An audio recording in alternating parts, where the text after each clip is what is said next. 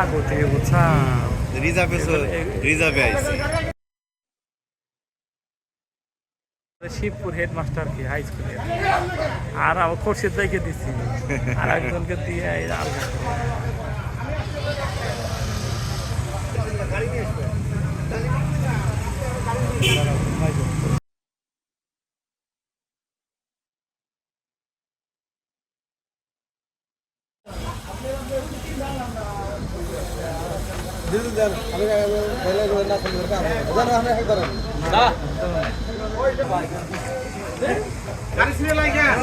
কাট নাই।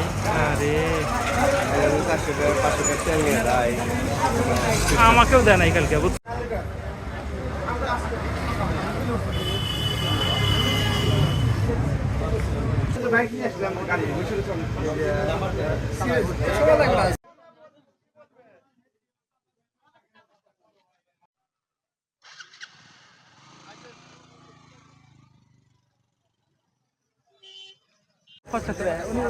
ভালো লোক মনে হইলো। টাকলা বলেন বলেন।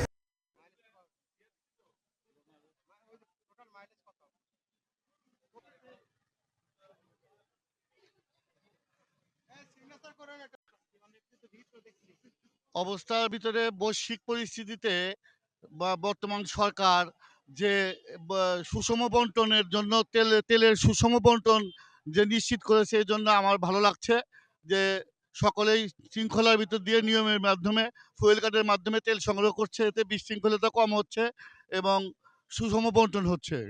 এটা ভালো উদ্যোগ। এতে বৈধ কাগজপত্র নিয়ে সবাই তেল পাক, এটাই আমরা জনগণের প্রত্যাশা।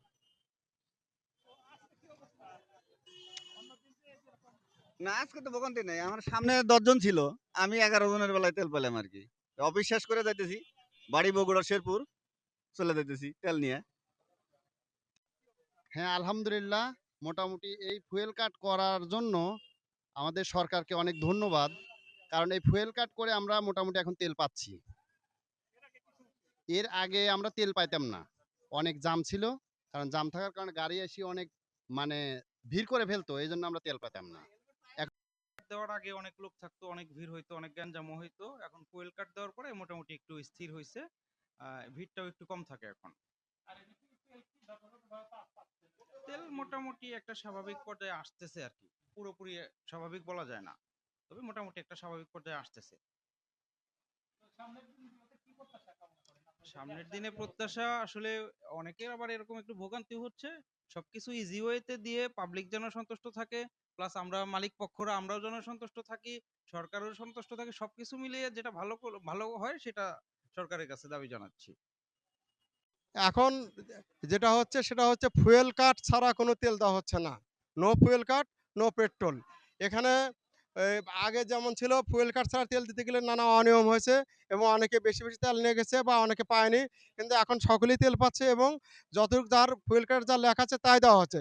তার শৃঙ্খলা ফিরে এসেছে এবং এভাবে চললে তেল সংকট দেশে থাকবে না বলে আমি আশা করি এবং যারা অবৈধ গাড়ির সংখ্যা কমে যাবে।